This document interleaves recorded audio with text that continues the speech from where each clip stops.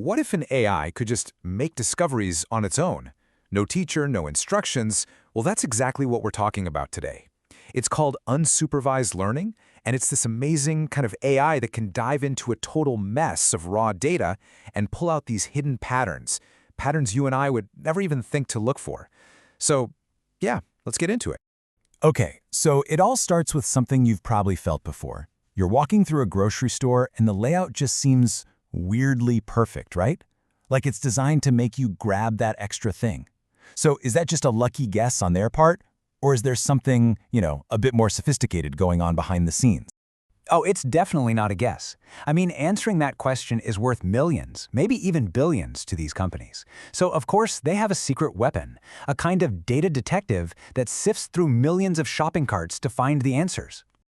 All right, first up, we're going to meet this data detective. We'll pull back the curtain and see exactly how it solves these little mysteries that, believe it or not, totally shape what we buy, what movies we watch, pretty much everything. So this data detective, it has a formal name. It's called unsupervised learning. And that word unsupervised is everything. It's the whole key to understanding why this is so powerful. It means the AI is learning completely on its own. And here's the really important part. You see, unlike a lot of other AI, this model doesn't get a neat little cheat sheet. It's not given a clean, labeled dataset with all the answers provided. Nope. It gets handed a bunch of raw, chaotic, messy data and is basically told, here, go find something interesting. The source material had this fantastic analogy for it. Think about how a baby learns what a dog is. You don't sit them down with flashcards for every single breed, right? Of course not. The baby just sees a few dogs and starts to pick up on the patterns. 4 legs, a wagging tail, fur, a bark. That is the absolute core of unsupervised learning. It's all about learning through pure observation and spotting the pattern. This comparison here just nails the difference. Supervised learning, that's like studying for a test when you have the answer key. You get feedback, you know exactly what the right answer is supposed to be. But unsupervised learning, that's totally different. It's like being dropped into a library full of ancient, untranslated books and being told, figure out the language, find the stories. Its whole purpose is pure, unguided discovery. And here you can see what that actually looks like. You start with this jumble of unlabeled data. Pictures of cats and dogs all mixed together. The algorithm just chugs through it, processes it, and on its own sorts them into these nice, neat groups. And remember, nobody ever told it this is a cat or that is a dog. It just figured out the patterns for itself. Pretty cool, huh?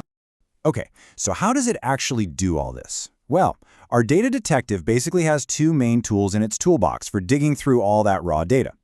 We can call them grouping and linking. Let's break down how these 2 tools work. So on the left, you've got clustering. That's pretty straightforward. It's all about grouping similar things together, like sorting these potatoes based on their type or size or whatever. But on the right, you've got association, and this one is different. It's not about what's similar, it's about what's connected. It finds items that are often found together, like, you guessed it, bread and milk in a shopping cart. And that brings us right back to where we started. This whole technique has a name, market basket analysis. It's a classic example of what's called association rule mining, and it's exactly how stores figure out the secret patterns hiding in all of our shopping carts. So the whole point of this is to create these really simple but incredibly powerful if-then rules. If a customer buys this, then they're probably going to buy that. But here's the big question. How do you know if a rule is actually solid, or if it's just a random coincidence? Well, to figure that out, we use 3 key measurements. The first one is called support, and you can just think of it as a popularity contest. It basically asks, how often does this combination of items even show up in all the shopping carts? This tells us if the combo is common enough to even bother looking at. Okay, next up is confidence. This is the real if-then test. It gets more specific. It asks, okay, of all the times someone bought flour and sugar, what percentage of those times did they also buy eggs? This really helps us figure out how reliable the rule is. But honestly, the most important one of all is lift. See, support and confidence can sometimes be a little misleading. Lift is the one that tells us if the connection is real or if it's just a fluke. If you get a lift value that's greater than 1, that's your signal. It means these items show up together way more often than you'd expect just by pure chance. That's when you know you found something real. Let's look at a real example from the source material to make this stick. The rule is, if someone buys flour and sugar, then they'll also buy eggs. So the if part is the flour and sugar, the then part is the eggs. And check this out. The lift value they calculated for this rule was a whopping 27.8. Okay, a lift of 27.8 is absolutely massive. That's not a coincidence, that's a rock-solid behavioral pattern. It means that people who are buying flour and sugar are almost 28 times more likely to also buy eggs than just any random shopper walking in. I mean, for a store, that kind of insight is pure gold.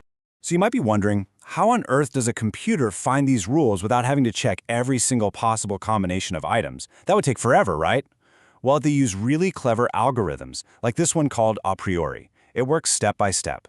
First, it just finds the most popular individual items. Then it uses that list to find popular pairs. Then it uses the pairs to find popular trios, and so on. It's a super smart way to zero in on the valuable patterns without getting bogged down by all the noise. But look, this is about so much more than just selling more X. Let's zoom out for a second and look at the bigger picture here. Why is this whole idea of unsupervised learning such a big deal in the world of AI? The answer, in one word, is discovery. A lot of the time, we use machine learning to predict things we already know about, like, stock prices or next quarter's sales. But unsupervised learning, its job is to find the unknown unknowns.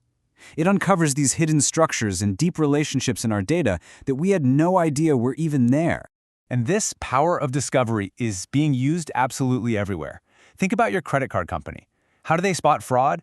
Algorithms learn your normal spending patterns and then flag anything that looks weird, anything that deviates. Or think about your favorite streaming service. It groups you with other people who have similar tastes, a pattern you didn't know about, but the algorithm found. And that's how it recommends your next binge watch. It's even happening in medicine, grouping patients based on their genes to find brand new subtypes of diseases. It really is an engine for discovery. So, this all leads to one last really big question. We've built machines that can literally see patterns that are invisible to the human eye. They can find the secret grammar in an ancient language or the hidden connections between millions of purchases. As these tools get even better, even more powerful, what else are they going to discover? What world-changing secrets are still out there, just waiting to be found?